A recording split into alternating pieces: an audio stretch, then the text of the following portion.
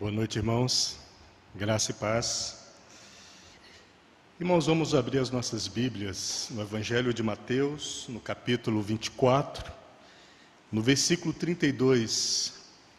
Nós vamos prosseguir no estudo do Evangelho de Mateus, no capítulo 24 e 25. Temos nos dedicado a esses dois capítulos. Que o Senhor nos ajude.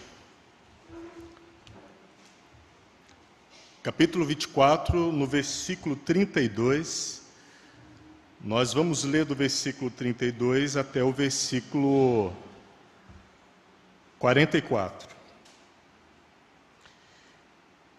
A palavra do Senhor nos diz assim: Aprendei, pois, esta parábola da figueira.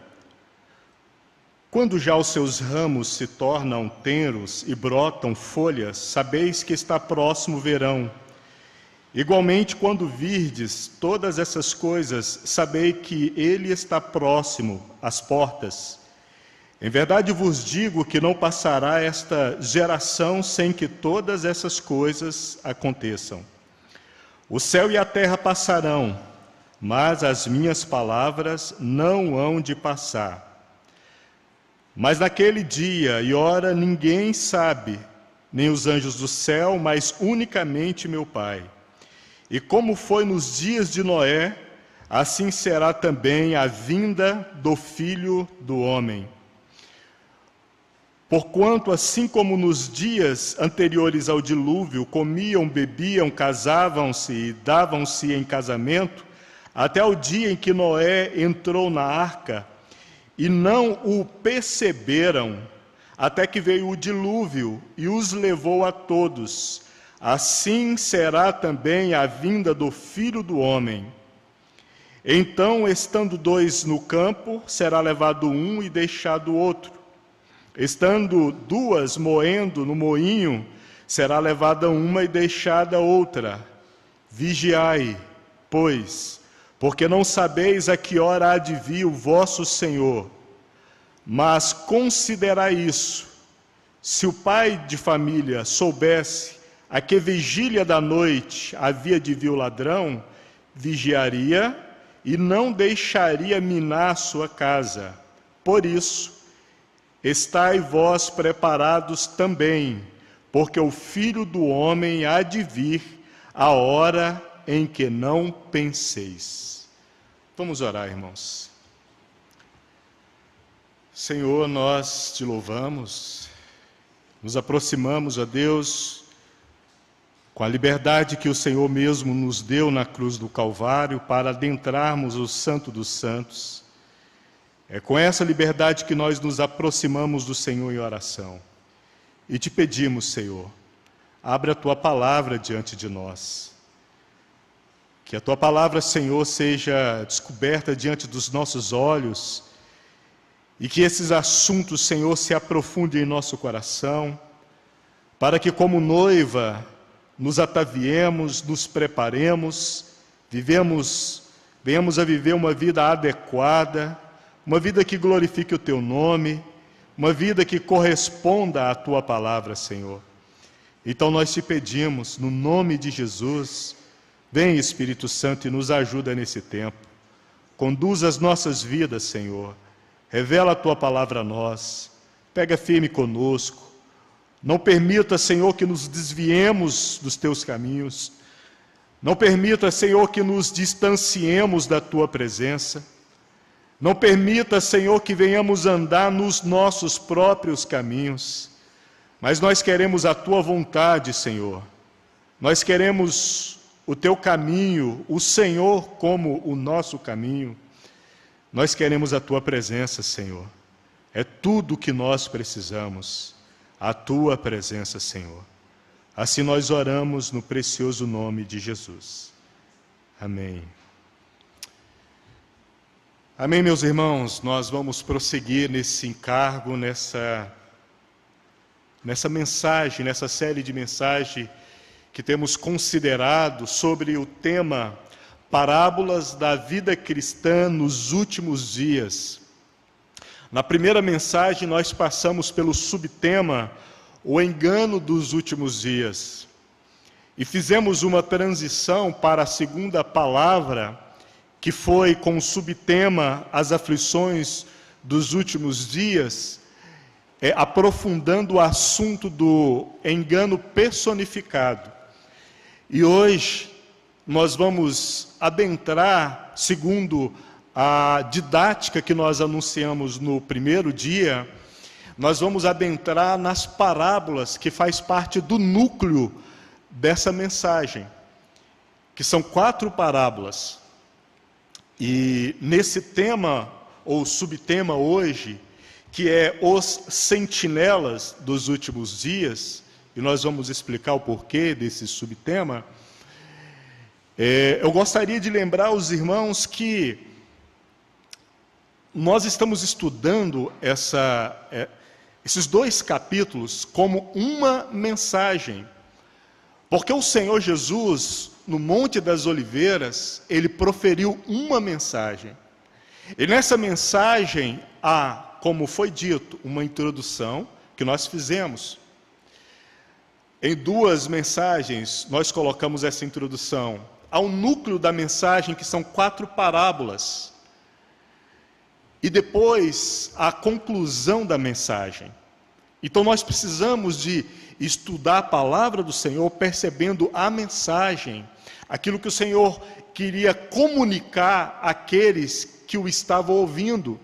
Então nós precisamos de ter esse olhar para não fragmentarmos a palavra do Senhor e tentarmos fazer interpretações isoladas, que é o motivo de muitos erros na interpretação, principalmente desses 2 capítulos. Também nós falamos sobre o cuidado e o zelo que nós estamos procurando ter com esses 2 capítulos, porque esses 2 capítulos, o capítulo 24 e o capítulo 25 de Mateus, e os capítulos relacionados a ele em Marcos e em Lucas, na história da pregação e da interpretação bíblica, foram objetos de muitas heresias, em muitas seitas e segmentos religiosos. Esses 2 capítulos foram muito utilizados para sensacionalismo religioso, para exibição de um pretenso conhecimento sobre os últimos dias, e assim exercendo domínio sobre muitas pessoas. Então, irmãos, nós precisamos de, com muito cuidado e muita devoção diante de Deus, buscar uma percepção daquilo que o Senhor quer nos falar, daquilo que o Senhor quer nos advertir para essa última hora. E por que esse subtema, os sentinelas do último dia? Nós vamos detalhar mais sobre isso no decorrer da mensagem, vocês vão perceber, porque quando nós estudamos a palavra do Senhor de uma forma expositiva, a própria porção da palavra do Senhor que nós estamos estudando, ela nos dá o tema, ela nos dá o subtema. Então nós não precisamos impor sobre a palavra do Senhor e criar algum tema. Ela nos dá o tema. A palavra do Senhor nos dá isso. E sentinela fala daquele soldado armado no posto de vigia, num lugar alto, que observa e que está atento. Sentinela fala daquele guarda que está atento aos movimentos e ao tempo. Sentinela fala daquele vigia que é observador, que é detalhista, que está de uma forma atenta, acompanhando os movimentos do tempo e os acontecimentos seculares do dia a dia. Sentinela é aquele que está num posto, eu diria assim, avançado, que é detentor do dever da custódia, da proteção. Isso significa que são aquelas pessoas que se sentem comissionadas, e todos os que são chamados, todos os filhos de Deus são comissionados. Então, são esses comissionados e que têm autoridade para proteger, para cuidar, para também pastorear, para dar orientação. E todos nós somos esses, porque nós somos membros do corpo de Cristo. E no corpo de Cristo, como nós bem sabemos, irmãos, não existe membro sem função. No corpo, um membro sem função é um membro morto. E um membro morto, o próprio corpo o expele, o tira. Não é assim? O próprio corpo, naturalmente. Porque todos os órgãos do corpo, ele tem uma função. E todos têm uma função toda especial. Alguns ocultas, alguns nos secretos, mas não menos vitais. Na realidade, irmãos, as funções mais vitais, olhando para o corpo humano, estão mais bem escondidas. Não é assim? Estão mais bem escondidas. Assim também é na igreja.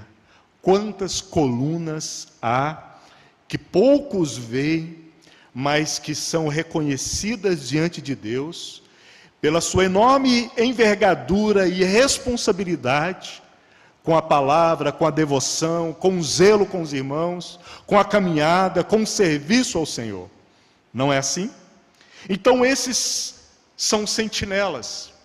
Nós nos lembramos, por exemplo, de Efésios 6, do versículo 10 ao versículo 18, que fala daquele soldado que está com a armadura, e lá fala todos os itens da armadura, pronto para a batalha, que é todo esse tempo da nossa vida.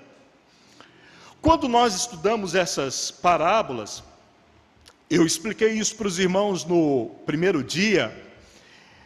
Essas 4 parábolas que nós vemos no núcleo aqui, e de novo, irmãos, eu vou repetir, aqueles que não viram a primeira palavra, não estiveram aqui, eu aconselho que voltem lá, para a gente poder prosseguir e avançar nessa didática, e podermos aprofundar esse assunto.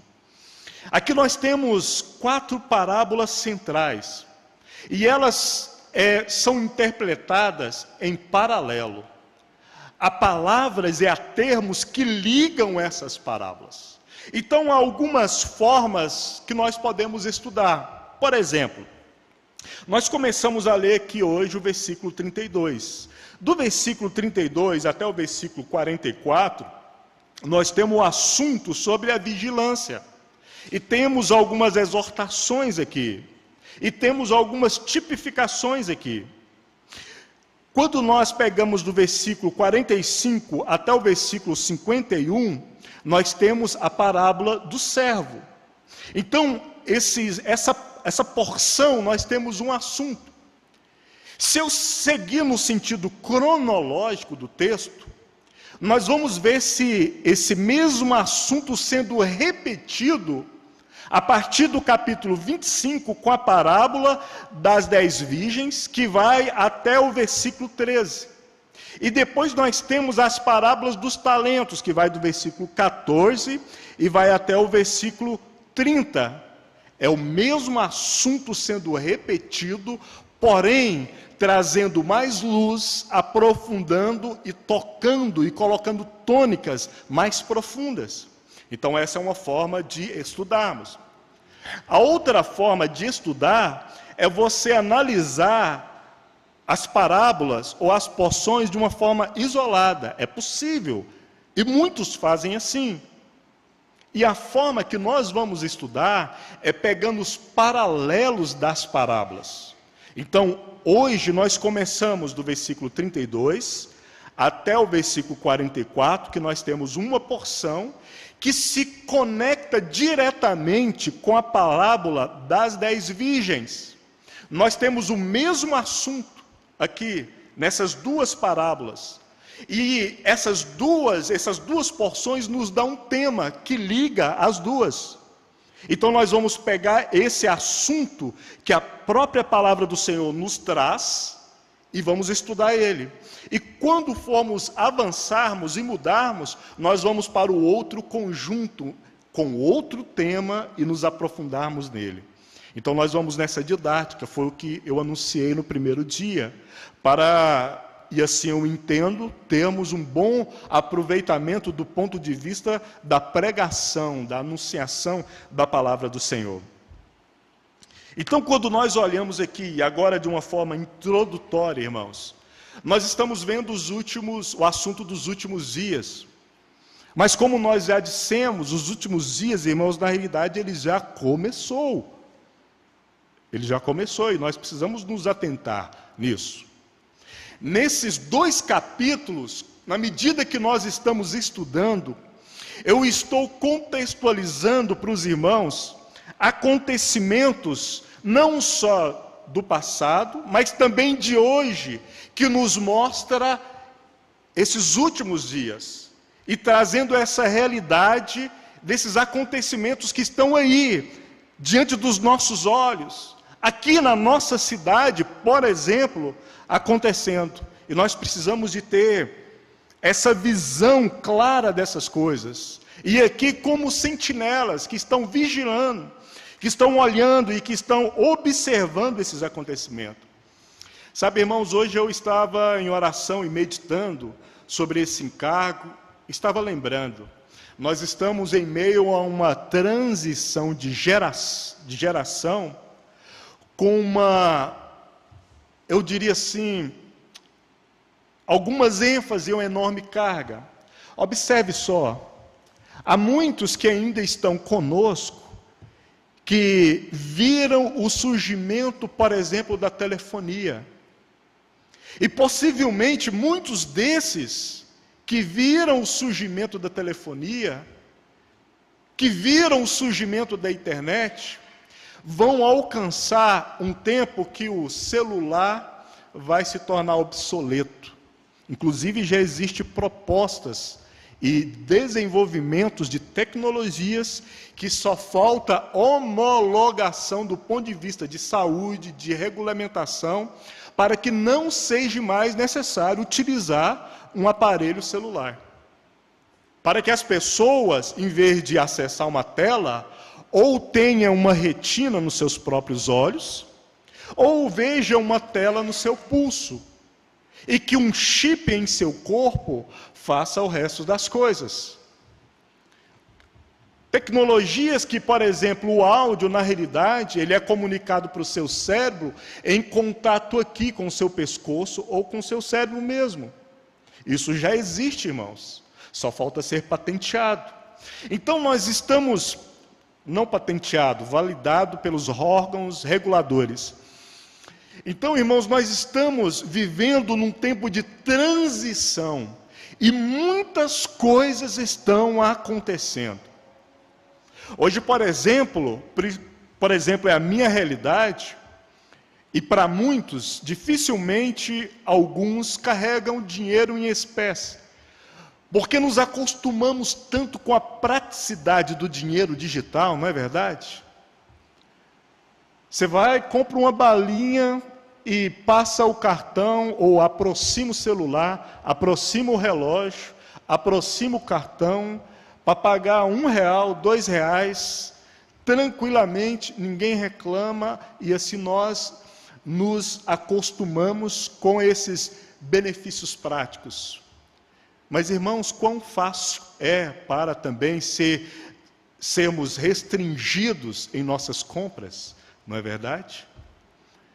Alguém apertar uma tecla do outro lado e bloquear nossas compras, e nós não podemos comprar ou vender sem autorização de alguém, não é? Não está próximo isso? Não está assim? Soou apocalíptico agora, né, irmãos? Então, essa percepção desse tempo que nós estamos vivendo, irmãos, é uma percepção singular. Hoje ninguém mais esconde. Você não esconde carro. Locadoras, financiadoras de carro colocam chips nos automóveis e eles acham onde que tiver.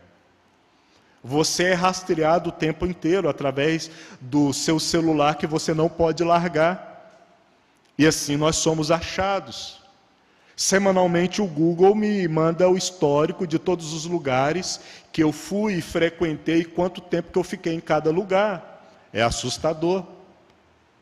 E ainda me faz recomendações com base nos lugares que eu frequentei.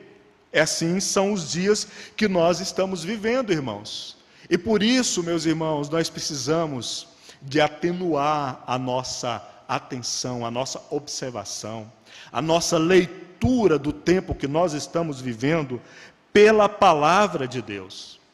Quando nós olhamos aqui essa porção de texto que nós lemos, e eu gostaria agora de começar uma exposição aqui, nós vemos, por exemplo, que no capítulo 24, no versículo 12, observa aí na sua Bíblia, diz: e por se multiplicar a iniquidade, o amor de muitos esfriará. O entendimento desse texto pode se dar de duas formas. O amor de muitos que se esfria por causa das suas próprias iniquidades, e isso acontece. E o amor de muitos que se esfriam por causa de tanto ver as iniquidades nos meios, eu diria assim, no meio evangélico, que é, como eu disse na última vez, desanimador até. Só o Espírito Santo para nos ajudar e nos revigorar, para continuarmos a caminhada. Porque, como eu disse na semana passada, semanalmente surge um escândalo novo, uma situação nova, um acontecimento novo de uma degradação moral e corrupção daqueles que se colocam como líderes do rebanho. Então o amor de muitos estão se esfriando.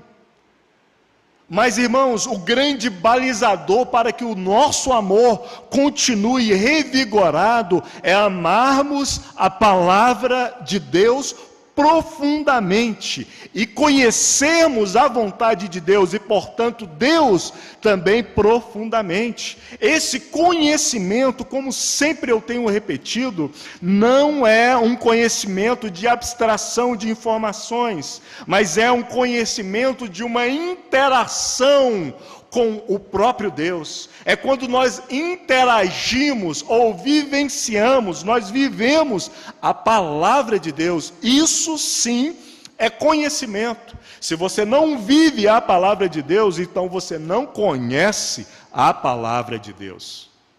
Entende? Para termos um panorama textual desses textos, eu gostaria de colocar alguns pontos para irmos entendendo e tendo mais luz a respeito.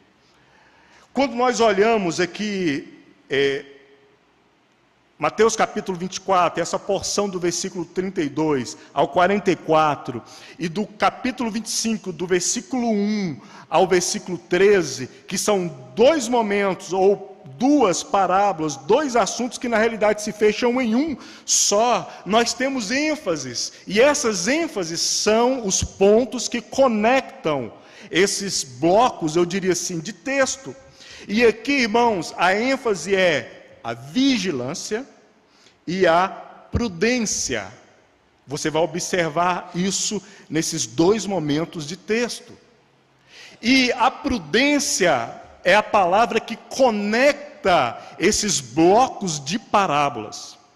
Eu estou explicando isso, irmãos, e colocando esses pontos de uma forma mais didática possível, para que você não seja só ouvinte de uma informação, mas para que você possa interagir com a palavra de Deus, para que depois você possa retornar e examinar aquilo que você ouviu, aquilo que você recebeu, e buscar na palavra do Senhor. É por isso que nós detalhamos assim. Nós vemos, irmãos, que o assunto da vigilância, ele tem a ver com tempo e com acontecimentos. Então, para aqueles que estão vigiando, eles estão de olho no tempo e nos acontecimentos que ocorrem, nos eventos que ocorrem nesse tempo. Então, quando nós olhamos a palavra do Senhor e vemos esses assuntos de vigiar, nós logo precisamos de entender que para esses que estão vivendo uma vida como sentinelas, eles têm que estar de olho no tempo e nos acontecimentos. E aqui, para nós, irmãos, nós olhamos o que acontece fora da igreja e o que acontece dentro da igreja, dentro do corpo de Cristo. Nós vimos, na última oportunidade, que uma fase da perseguição ou das aflições da igreja vai acontecer por causa dos acontecimentos internos à igreja, que vai motivar a perseguição ou a aflição à igreja nos últimos tempos. Só que na realidade isso já acontece, irmãos, como vocês viram na última oportunidade. Quando os discípulos perguntaram para Jesus, no capítulo 24 e no versículo 3, mostra esses dois fundamentos sobre o tempo e sobre os acontecimentos. Porque a pergunta que os discípulos fazem para Jesus lá é: quando será? E o que acontecerá, ou o que haverá? Percebe? Vocês percebem que a própria palavra de Deus vai balizando ou nos orientando na interpretação? É na palavra de Deus mesmo que nós vamos caminhando, irmãos. Mas também eu quero observar com os irmãos aqui, que nós temos outras duas ênfases que eu quero grifar aqui, que são ênfases de tratamento de Jesus. Como filho do homem, ele é tratado como filho do homem, e como noivo, nesses dois blocos de textos que eu mencionei. Como filho do homem, ele está num contexto da manifestação pública de Jesus, ou da segunda vinda de Jesus. Então, é uma manifestação pública dele. Como esposo, ele está num contexto de uma manifestação particular. É o que nós vemos na parábola das 10 virgens. Perceberam? No primeiro bloco fala da manifestação pública, filho do homem. No segundo bloco, na parábola das 10 virgens, fala da manifestação particular, como noivo, para a noiva, algo particular e secreto. Então são essas duas ênfases. Mas também nós podemos ver os movimentos, eu diria assim, os movimentos da igreja nos últimos dias. Em 3 pontos que eu quero citar para vocês: do gozo ou da alegria, do erro e da perca. Do gozo por quê?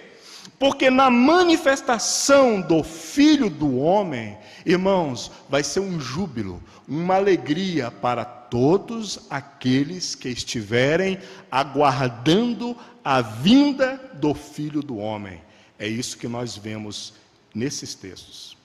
Será um escândalo e uma profunda tristeza para todos aqueles que estiverem desprevenidos, para todos aqueles que não estiverem prontos. Nós vemos isso aqui no capítulo 24, no versículo, por exemplo, 42 e o 43, como também na parábola das 10 virgens também. Nós vemos isso. Então nós temos esse ponto de vista do gozo, da alegria, mas também nós temos o ponto de vista do erro. Por quê? Porque, irmãos, vai ser um grande erro para aqueles que serão pegos de surpresa. Nós lemos aqui no versículo 42 do capítulo 24, há muitos que serão pegos de surpresa. Será uma grande tristeza para aqueles que, quando chegar o momento, não estarão prontos. Nós vemos isso claramente na parábola das 10 virgens.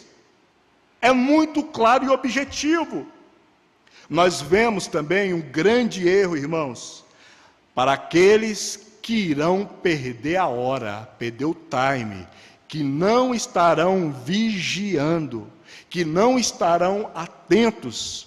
Esse grande erro. E também existe um outro ponto aqui que eu disse, é o ponto de vista da perca. E nós conseguimos observar os movimentos da igreja com base nesses 3 pontos que eu mencionei, e agora esse último, o da perca.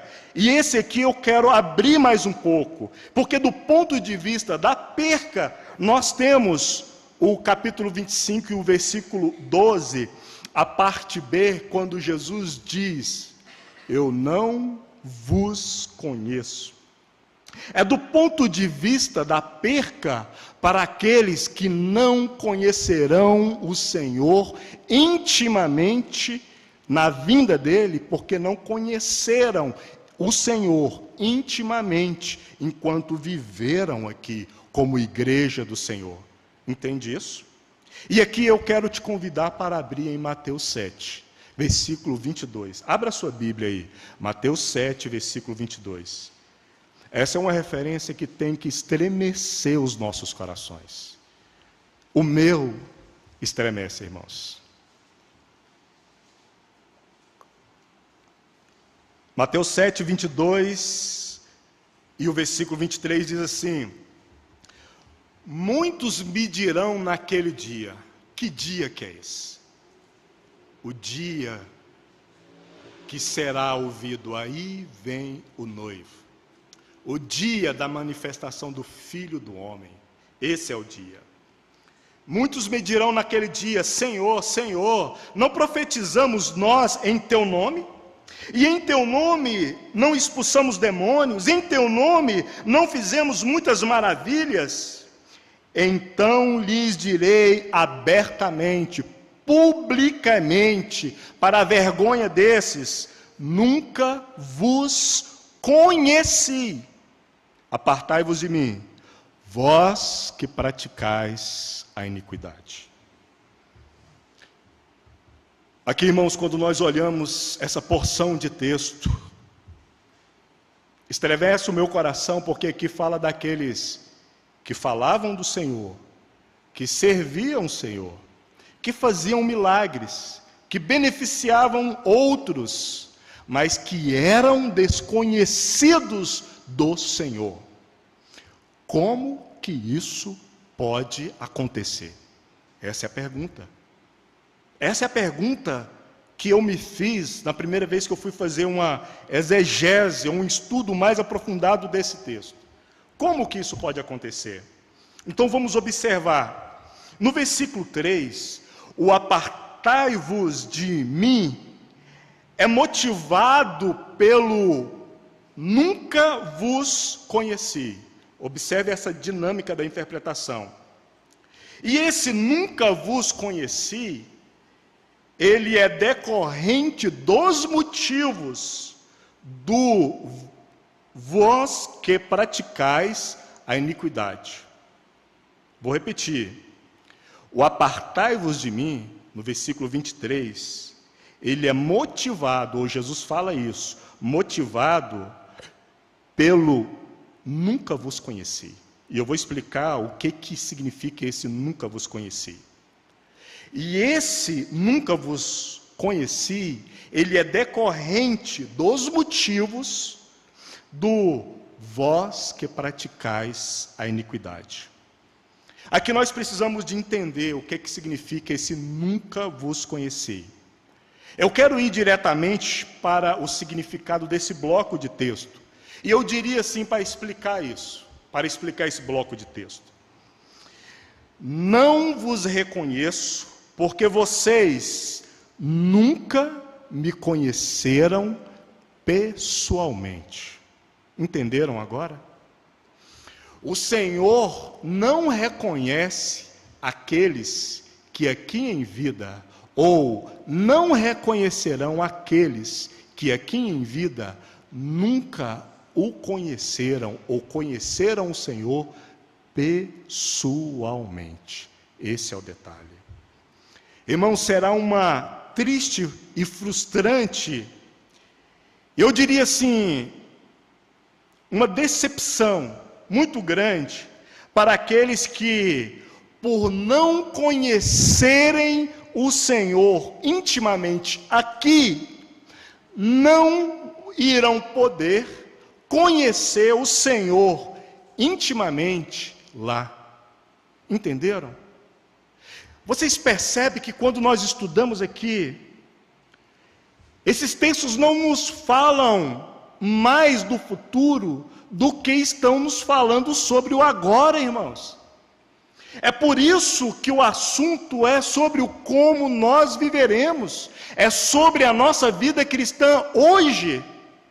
Porque para muitos, e muitos ouvirão essa palavra: eu nunca vos conheci, porque vocês não me conheceram intimamente, enquanto vocês tiveram a oportunidade. Essa é a palavra.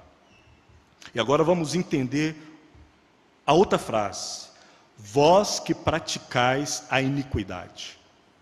Quando eu vou interpretar palavra por palavra, e aqui eu tenho praticais, e eu tenho a palavra iniquidade, que quando eu vou traduzir essas palavras individuais, curiosamente, essa palavra praticais me fala de fazer negócios de interesse particular. É curioso, né? Como a palavra sobre negócios é inserida aqui, ou colocada para nós aqui nesse texto. E a palavra iniquidade aqui, que no grego é anomia, nos fala de viver em condição de desprezo e violação, ou contrária à palavra de Deus. Quando eu coloco essas duas palavras e harmonizo ela no contexto dessa leitura que nós estamos fazendo, eu poderia, e digo assim: vocês que estão envolvidos e de acordo com os negócios desse mundo, com uma vida na contramão, ou vivendo uma vida na contramão da palavra de Deus. Quando eu digo aqui negócios, eu estou dizendo aqui mentalidade, os atos e as afeições, o amor ao mundo, que está escrito lá em 1 João capítulo 2, a partir do versículo 15, é o amor ao mundo, que é uma degradação da cristandade. Irmãos, hoje nós observamos que, além de ser cristão está na moda, os cristãos, eu acho que se o Senhor tocasse a trombeta hoje, muitos iriam pedir: Senhor, espera mais um pouquinho, porque eu tenho muita coisa o que fazer. Eu preciso de gastar os meus investimentos, eu preciso de aproveitar a minha casa que eu terminei de construir, ou de adquirir, o meu carro que eu acabei de comprar, o meu curso que eu acabei de terminar. Há muitos irmãos que estão tão profundamente envolvidos com as coisas desse mundo, que o amor e as afeições deles estão para com esse mundo. E esse é o ponto, irmãos. Esse é o ponto para o nosso discernimento, para nós observarmos como sentinelas, ou aqueles que vigiam na última hora. E eu quero colocar aqui uma exortação aplicada aqui. Nós que vivemos no mundo, nós utilizamos do mundo, irmãos. Não é errado estudar, não é errado ser próspero, pelo contrário. A partir do momento que você entende biblicamente a finalidade da prosperidade, eu te diria: seja próspero, trabalhe, seja o melhor estudante da sua escola, da sua faculdade, o melhor profissional do seu serviço, tenha a empresa mais justa e assim por diante, irmãos. Enquanto Jesus não começou o seu ministério público, ele foi o melhor filho, o melhor parente, o melhor primo, o melhor profissional. Ele continuou, obviamente, sendo, mas essa foi uma vida oculta dele, porque ele foi o servo perfeito. Então nós que vivemos nesse mundo, utilizamos o mundo, mas não podemos deixar o mundo nos utilizar.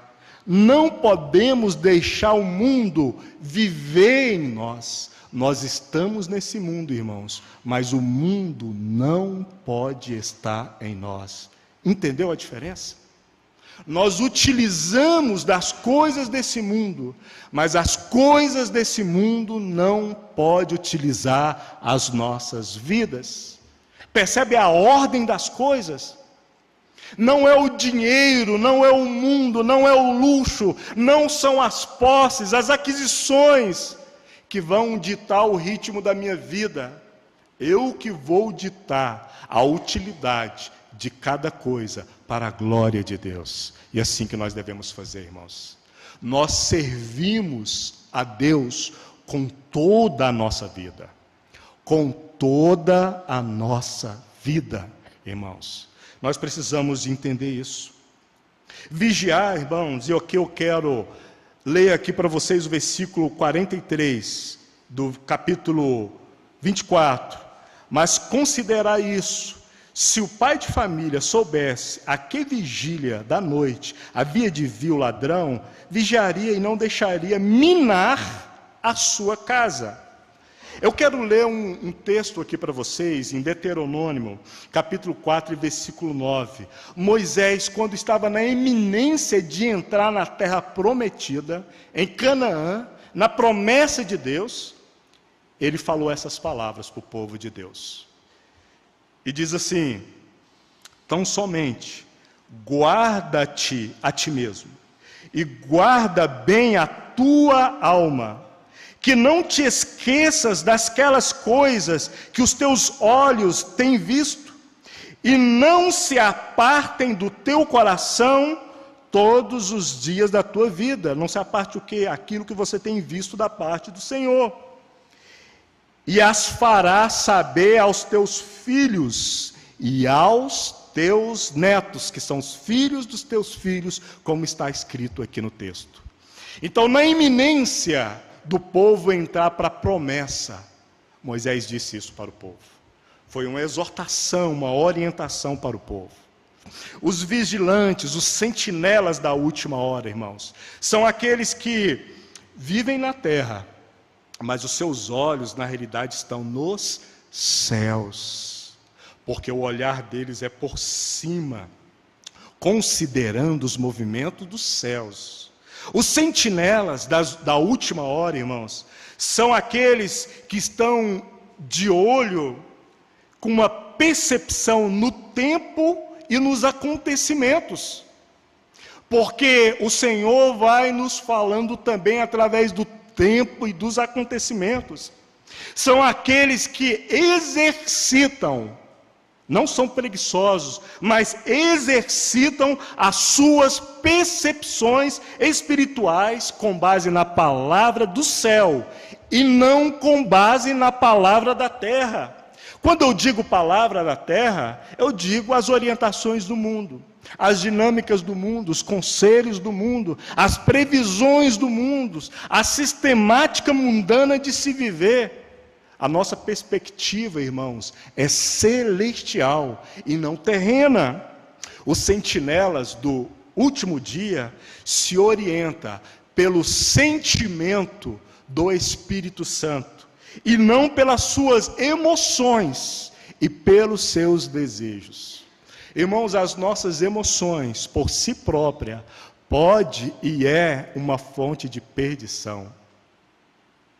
Os nossos desejos, irmãos, se nós formos andar após eles, seremos conduzidos à queda, à perdição, ao pecado. É por isso que a nossa percepção, a nossa observação é quanto ao sentimento do Espírito Santo, a direção do Espírito Santo. É por isso que eu tenho que duvidar dos meus sentimentos. Eu tenho que sempre examinar as minhas percepções à luz da palavra de Deus. As minhas emoções à luz da palavra de Deus. Os meus desejos, as minhas vontades à luz da palavra de Deus. E quando é que eu vacilo nisso? É quando, na tomada de decisão, me falta a palavra de Deus. Esse é o momento de vacilo. Nos momentos da iminência de tomarmos decisões, e nos falta a palavra de Deus, o que acontece? De uma forma simples e prática na nossa vida, nós vamos andar pelos nossos próprios caminhos. Aí, irmãos, é uma loteria. Aí é um talvez. Aí é um chute no escuro. Não é? Mas quando nós andamos pela palavra de Deus, há segurança para nós, irmãos. É por isso que o nosso coração e a nossa mente tem que ser um depósito da palavra de Deus. Mas também, irmãos, os sentinelas dos últimos dias são aqueles, como aqueles trombeteiros de Números 10, que nós estudamos tanto aqui. E eu quero só colocar uns pontos para nos lembrarmos. Você pode depois voltar lá em Números capítulo 10 e ler novamente. Capítulo 9, capítulo 10. Eles sempre estão de olho no movimento das nuvens. Irmãos, se aqueles trombeteiros, se eles olhassem mais para o movimento do povo do que para o movimento da nuvem, que era o balizador da caminhada e do tempo de caminhada daquele povo, eles se perderiam no deserto. Se os trombeteiros fossem olhar e parar, ficar observando as murmurações do povo, eles também se perderiam no deserto. Se eles fossem se balizar pela necessidade do povo, estariam perdidos no deserto. Mas o ponto de observação deles era o movimento da nuvem. Porque quando a nuvem se levantava e se movia, significava que eles tinham que se mover. Quando a nuvem parava, significava que eles tinham que parar. Porque o movimento da nuvem para eles era o movimento de Deus. Então o nosso movimento e o nosso ritmo, o nosso tempo tem que ser de acordo com o movimento, com o tempo e com o ritmo de Deus, de acordo com os movimentos do céu. Havia um zelo da parte deles, como sentinelas, como trombeteiros, em observar e entender o movimento da nuvem. Como também, irmãos, tem que haver um zelo da nossa parte em observarmos e entendermos os movimentos de Deus nesse tempo. Irmãos, se nós não entendermos os movimentos de Deus do nosso tempo, nós vamos nos movimentar em vão. Nós vamos orar em vão, irmãos. A nossa oração, como nós já aprendemos, não muda Deus. A minha oração não muda a vontade de Deus. O nosso Deus não é pequeno assim para que a oração de um pecador como eu muda a vontade dele. A vontade do Senhor é uma vontade eterna. Então o que acontece na oração? Eu me alinho à vontade de Deus. E quando, como sentinela, eu percebo o movimento de Deus, eu vou orar de acordo com a vontade de Deus. Então eu vou andar de acordo com o movimento de Deus. Irmãos, quando eu ando de acordo com os movimentos de Deus, sempre eu estarei debaixo da nuvem, debaixo da sombra do Onipotente. Se eu não andar segundo o movimento de Deus, eu vou sair da sombra e vou para o sol ardente. Entende, irmãos? De uma forma simples e prática. Nós temos, irmãos, nesses textos, ações propositivas. Ou seja, o Senhor ele está nos orientando sobre uma vida nos últimos dias. Como vivemos uma vida nos últimos dias. Quando nós olhamos aqui no versículo 39, que diz: e não o perceberam, aqui tem um o, que fala de Jesus. E não perceberam Jesus. Então essa percepção aqui é sobre Jesus. O erro aqui, onde temos esse alerta, foi de que aqueles que estavam observando não perceberam a presença ou o movimento. Então nós não podemos perder de vista. Não o perceberam até que veio o dilúvio e os levou a todos. Assim será também a vinda do Filho do Homem. No versículo 43 diz assim: que é sobre o exercício da percepção sobre a palavra recebida. Mas considerai isso: se o pai de família soubesse a que vigília da noite haveria de vir o ladrão, vigiaria e não deixaria minar sua casa. Nesses dois textos nós temos a palavra considerar ou perceber, que é a mesma palavra, que é uma palavra sobre percepção, sobre discernimento. E para entendermos essa palavra, e aqui eu já quero caminhar para a conclusão dessa porção hoje, ela nos fala de um conhecimento profundo e íntimo, que fala sobre saber ou obter conhecimento. É sobre aqueles que desejam conhecer o Senhor. Fala de entender, ou seja, sobre aqueles que exercitam o saber. Ou seja, aquilo que eu sei sobre o meu Senhor, eu exercito em nível espiritual, na minha oração, na minha vida e nas minhas práticas. Aqui também fala sobre sentir, e nesse ponto é um envolvimento com o conhecimento. Quantos cristãos, irmãos, que até são razoáveis sobre as informações da Bíblia, mas que não há testemunho nenhum de crente, de vida cristã, de servo de Deus nas suas condutas diárias, no seu serviço, na escola, no seu ambiente social. O erro, irmãos, é não conhecer o Filho do Homem e nem entender os seus movimentos. Aqui está o erro. E nós precisamos entender isso, irmãos, porque senão nós vamos passar outros 20 anos sem conhecer o tempo e sem conhecer o propósito de Deus. E de novo, conhecer, experimentar, desfrutar e vivenciar. Meus irmãos, os últimos dias, como nós estamos vivendo, irmãos, são últimos dias, como eu digo, de um alto nível de percepção. Isso é que é cobrado de nós. Porque, irmãos, nós vamos vendo a mutação do engano. Há pouco tempo nós vimos aí, por exemplo, coisas estranhas como o que acontecia em movimentos neopentecostais.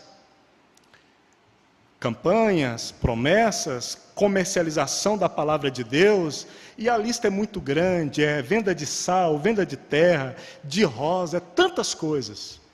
Irmãos, isso é passado. Nós já estamos vivenciando um pós-movimento neopentecostal. Existe um novo jeito agora de seduzir as mentes das pessoas. E uma nova geração de cristãos indoutos em relação à palavra de Deus estão totalmente envolvidos nisso. Porque é um tempo onde as pessoas estão sendo envolvidas no emocionalismo de plateia e também nas receitas de sucesso. Antes se faziam as campanhas como uma negociação com Deus. Hoje é comercializado influências, ou influencers, ou as receitas de uma vida de sucesso. Há, por exemplo, aí, movimentos de jovens maduros, eu diria, que se dizem cristãos, que usam a palavra de Deus para darem receita de prosperidade, e eles estão arrastando uma multidão após eles. São coaches religiosos. E outros que já entenderam que isso dá sucesso, estão replicando essa fórmula. Esses são os movimentos de hoje. Cristãos que a medida de sucesso espiritual para eles é a medida dos seus bens financeiros. Estão arrebanhando uma multidão, irmãos. Eles enchem estádios, enchem plateias, formam plateias enormes. Então, irmãos, para aqueles que estão observando a luz da palavra de Deus, também conseguem perceber as mutações das heresias e do engano no último tempo, irmão. consegue perceber e conseguem não se envolverem emocionalmente com isso. Irmãos, eu já disse isso e eu vou repetir aqui nessa série de mensagens. Às vezes eu vejo cristãos sinceros até, curtindo frases de efeito, que na realidade são frases esotéricas. São frases de religiões estranhas ao Evangelho. São frases de progressistas ateus. São frases motivacionais financeiras. E eles curtem e compartilham. Mas às vezes a gente observa que são cristãos até sinceros. Mas na onde está o erro? O erro está em não conhecer a palavra de Deus, em não amar o Senhor profundamente. Aí está o erro, irmãos. Aí está o erro. Irmãos, nós vemos aqui uma história da redenção caminhando para um novo clímax histórico. A manifestação do Filho de Deus, que vai se manifestar como Filho de Deus para uns e como esposo para outros. É um novo clímax da história que está aí à porta, irmãos.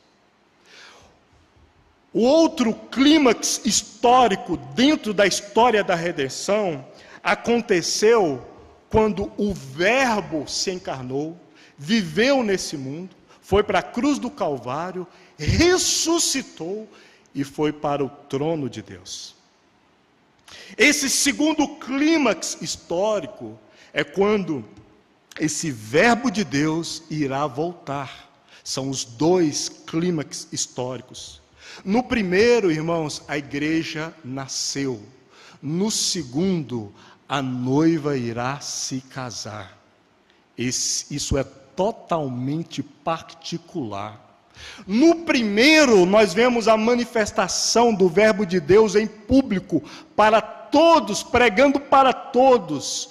Nesse último, poucos irão ouvir, poucos estarão acordados, poucos estarão preparados.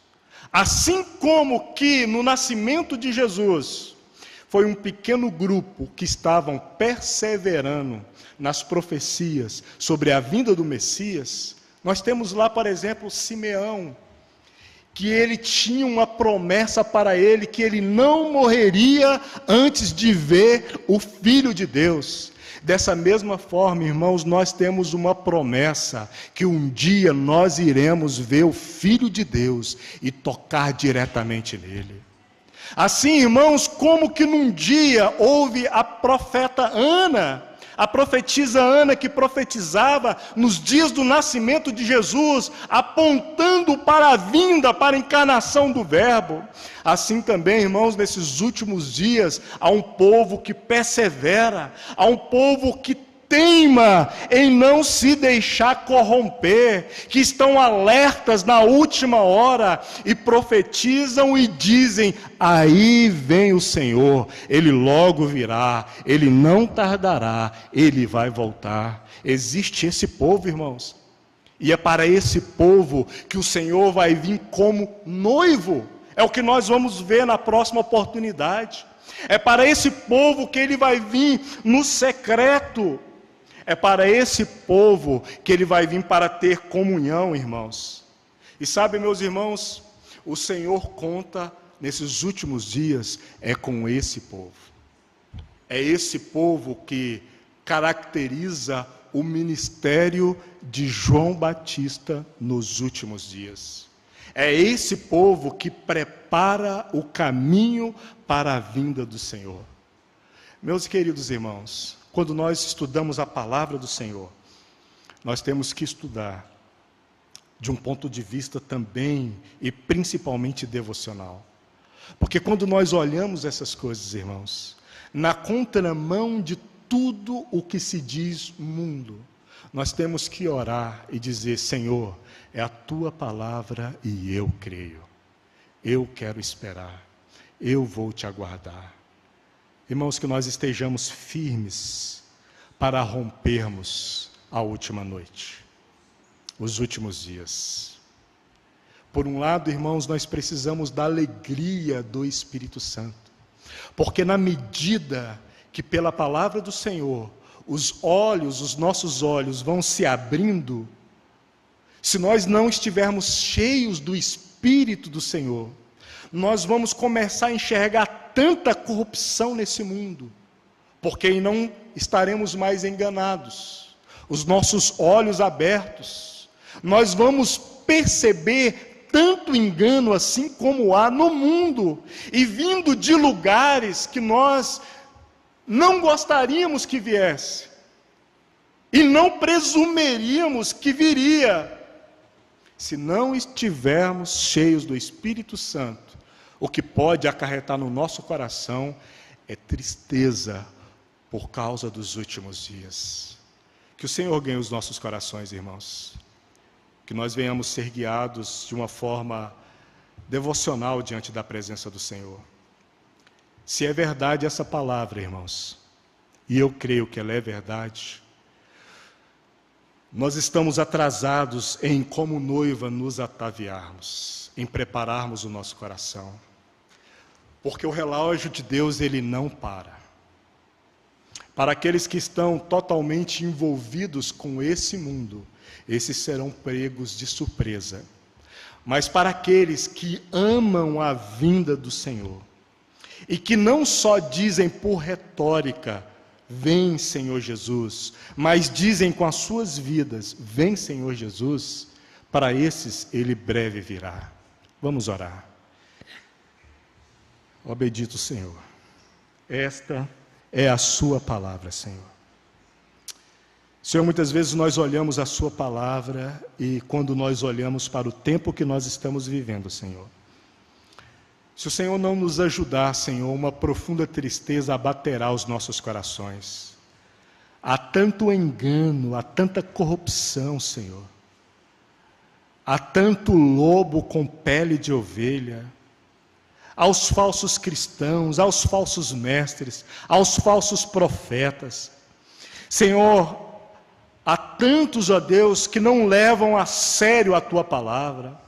Há tantos religiosos, há tantos que querem comprar a sua passagem de entrada para o reino dos céus.